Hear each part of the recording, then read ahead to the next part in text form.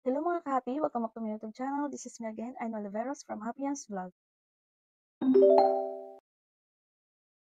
Ang video natin ngayon is about Nikki Live. Why is Nikki Live a second home for host? Pero bago yan, sa mga hindi pa po nakapag-download ng Nikki Live application, ay click nyo lang yung link na nasa pin comment para ma-redirect kayo sa legit application ng Nikki Live. So, paano nga ba nakakatulong sa pamilya ko ang kinikita ko dito kay Nikki Live? How much do I earn and paano ko ginagawa yung kumita dito kay Nikki Live step by step? So, siyempre alam niyo na 'yan, ginagawa natin yung mga task natin. So, dito sa ating task, may tatlong klase diyan, daily, live, and play.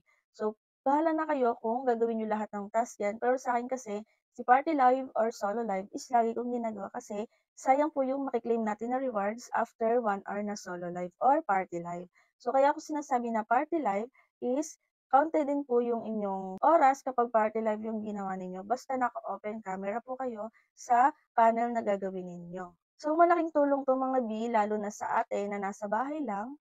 Basta gawin lang natin yung mga task natin at kapag naka $10 na tayo is puwede na nating withdrawin yung mga B, $10 or 100,000 beans. So, malaking tulong siya, puwede mo na siyang ipang-grocery, ayan. Bumili ka ng bigas mo, ng mga dilata, noodles, yung mga puwede mong pang-stock sa bahay for emergency.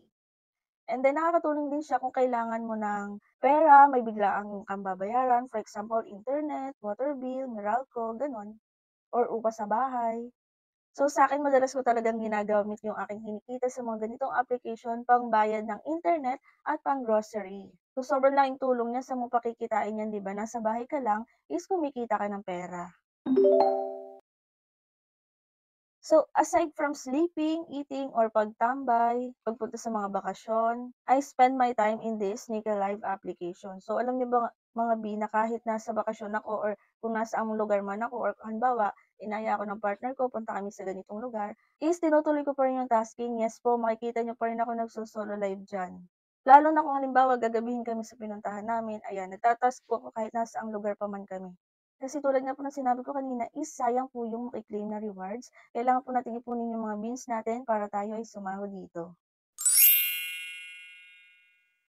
What kind of content do I stream daily? So, madalas kasi kapag halimbawa tulad ko na wala namang masyadong talent, puwede kang gumawa ng mga talk show, i-entertain mo yung mga viewers mo, or mag-music ka, sabay-sabayan mo na lang ng pagkanta, gano'n mga B.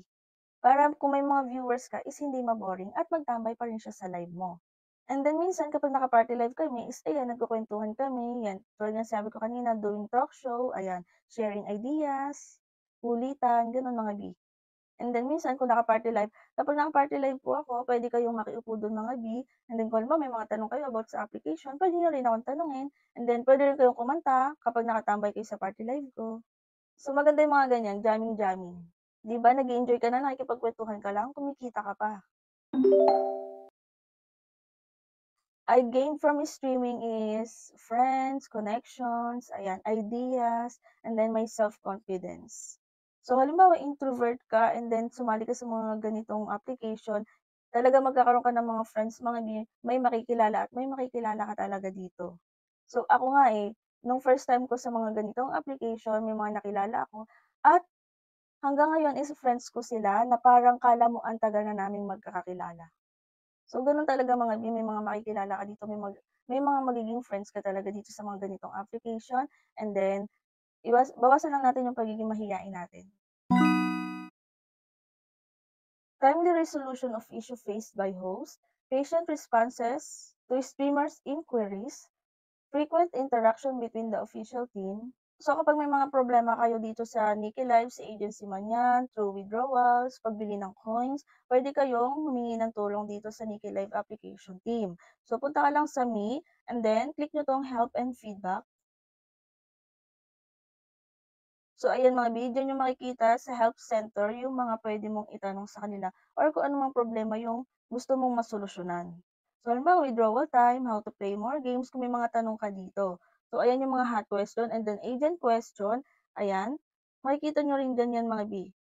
So, ayan may mga agency rules, how to change agency, and then about withdrawal questions, ayan mga B, bank card binding error, for example, withdrawal rules, and then recharge question, account questions, account ban questions. Dito mo siya makikita sa kanilang help center. So kapag may mga problema, isinasagot po nila yan dyan. At very friendly po ang kanilang customer service or team. So ayun lang mga ka-happy for today's video. Kung may mga tanong kayo, pwede kayo mag-comment or check nyo yung aking playlist dito sa aking YouTube channel. Baka sakaling nandun na yung mga hinahanap yung tutorial. May mga free earning tutorial po ako dyan. At kung hindi ka pa nakasubscribe, ay mag-subscribe ka na para updated ka sa mga susunod kong videos. Yun lang and thank you for watching.